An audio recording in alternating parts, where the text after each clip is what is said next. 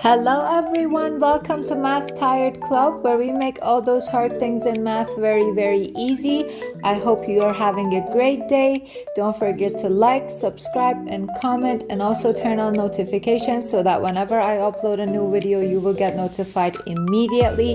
Thank you very much for supporting me, guys. Thank you for your nice comments. It really gives me a lot of enthusiasm to make new videos and better videos every day. So in today's video, we're going to talk about rational functions, okay? In my previous videos, I told you that we have like a set of rules, that we use those set of rules to talk about the horizontal asymptotes or like the slant asymptote, okay? So today I'm going to talk about what the reason is and how you're gonna find all the asymptotes, all the horizontal asymptotes very, very easily in order to graph the rational function and not get confused at all.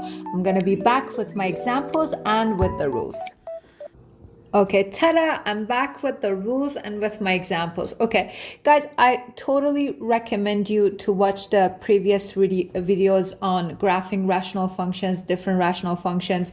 I have 3 videos on them. One of them is like when the top degree is greater than the bottom degree, when the top degree is equal to the bottom degree, and when the top degree is less than the bottom degree. I have a video on all of these that I recommend you all to watch it. They're very, very helpful, and I'm gonna link them in the description box below. Okay, so first of all, how are we supposed to find the horizontal asymptotes? Horizontal asymptotes are going to be found by dividing the numerator of our example, for example, example number 1, by dividing the numerator by the denominator, okay? And the set of rules that I gave you, we had that, for example, if the top degree is greater than the bottom degree, which is going to be the example number 1, then we're not going to have any horizontal asymptotes, and we're gonna have like a slant, okay? So as I said, in order to find any horizontal asymptote, you're supposed to divide the numerator by the denominator. So I'm going to do so, and I'm going to divide x3 x cubed plus 2x squared plus 3 by x squared plus 4x minus 8. Okay, so if I do that, the first thing is that I have to see what should I multiply x2 by, so that I would get x3. So it is absolutely going to be x. So I'm going to have x to the power of 3, or x cubed, plus 4x to the power of 2, and then minus 8x, okay? So that is going to be the thing that I'm going to have. And then afterwards, I have to continue this. So the next part is going to be subtraction of these. So this is going to go away. And then 2x2 minus 4x2 is going to be negative 2x2. And then minus 8x is going to be plus 8x, because it's going to get multiplied by negative, and then plus 3, okay? So again, now I have to divide x2 by negative 2x. I have to divide negative 2x2 by x2. So the only thing I need is a negative 2 over here. So I'm going to do so, and I'm going to multiply negative 2 by the quotient. So it's going to be negative 2x squared plus 8x. Minus 8x. Okay, minus 8x. And then plus 16. Okay, so I don't care about the rest actually. So it's going to be 0, and this part is going to be 16x, and then plus, minus 13. Okay, so I don't care about what the numerator is, because I can't continue this division, and I'm done with it, okay? Because the power of x is in the remainder part is less than the quotient, so I don't need to continue. And what I get like is a slant asymptote, and it's going to be y is equal to x minus 2, and that's going to be my asymptote there, okay? So the same rule happens to this one too, okay?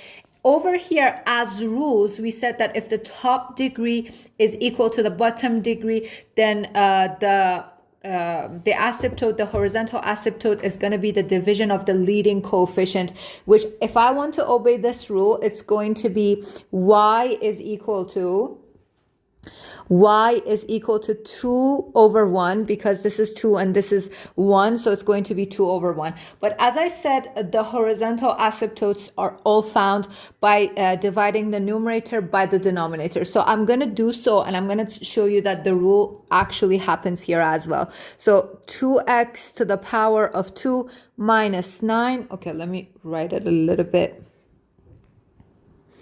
Okay, so 2x squared minus 9 divided by x squared plus 3x minus 8. So if I want to do that over here, the only thing I need to multiply this x2 by is going to be 2 to give me 2x2, okay? So it's going to be 2x squared plus 6x minus 16. And I'm going to subtract. So 2x squared minus 2x squared is going to be 0. 6x cannot get added by negative 9, so it's going to be negative 6x is going to get multiplied by negative over there. And then minus 9 and then plus 16, okay? So it's going to be 7 plus 7. Again, I can't continue this division anymore. I don't care about what the remainder is, and it's going to be 2. So the horizontal asymptote, as I had found in the previous part, is going to be 2 again. So that is going to be my horizontal asymptote, and as you see, that's the rule happening over here too. So again, now we're going to go for this third rule, which says if the top degree is less than the bottom degree, then the horizontal asymptote is going to be y is equal to 0. I'm going to show that to you. So if I were to divide x plus 3 by x squared minus 8. So it's like, I'll say, how many 2's do I have in 1? Do I have any 2's in 1? No. Of course, I'm going to have like a fractional or decimal number there, but that's not what I want, and that's not what I'm going to do. So the whole thing is going to be like a big 0 over here, right? So that's why the horizontal asymptote here is going to be y is equal to 0, and it makes total sense. And also, you can actually think of the fact that one second. Why did I rub it up? I wanted to highlight it. Okay. So that's going to be our horizontal asymptote. And guys, see, the greater than our x is going to be. So if, for example, we say that x is going to go to infinity, what we have in the denominator, the growth in the denominator is much bigger, right? So if our x is actually going to infinity, f of x is getting so closer and closer to 0 because the growth of the denominator is bigger than the numerator. So it's like you're dividing something small by something that is bigger than that. So the number is being smaller and smaller, right? Like a fraction. Like, for example, 1 over 2, changing it to 1 over 4, and changing it to 1 over 6, and changing it to 1 over 100. So these are getting so close to 0. And that's one of the other reasons that you can say that the horizontal asymptote here is going to be y is equal to 0, okay? So I hope that these rules all made sense to you and you have learned them all. Thank you very much for watching this video, guys. Don't forget to subscribe, like, comment, and share this video with your friends. Don't forget to watch the previous videos. They're very, very helpful. And thank you for your support. I appreciate it. Guys, I wish you all a great day. Bye.